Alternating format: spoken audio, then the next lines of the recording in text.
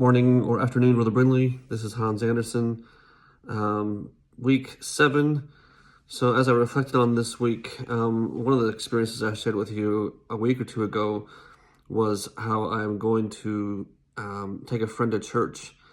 So not tomorrow, but the following week, I'm going to go to a different ward, about 40 minutes away, because that's where his church would be if he were to go to our church. We sat down a couple weeks ago, last week, for dinner, and he says, "Tell me about your church." And so I told him about, we have priesthood and we have Relief Society and we have this and prophets, and it's kind of interesting to talk about the organization of a church, which is what we were doing, because then they would tell me about their, when they get communion and when they get blessed and when they go up and get the bread and water. And so it was just different to share these different examples of how a church is organized. We even spoke about the music, and he doesn't like he likes conservative music, and so I said, "Oh, you'd fit right in with our church. Our church is very conservative when it comes to the music."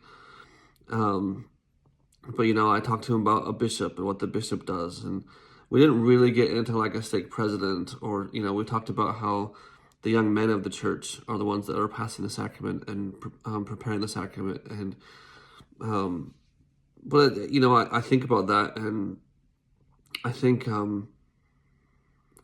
how other people might be used to their way or their church or their gospel, and to come into ours, which is totally different.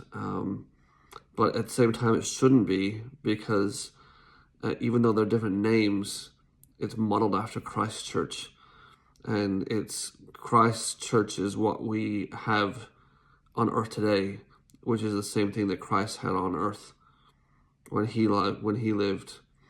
And I think that's just the kind of simplicity and beautifulness of our church. We struggle with some people, but it's not the people that is the church. It is the church, and it is the principles and the doctrine and the organization of the church. I look at the prophets and the apostles, and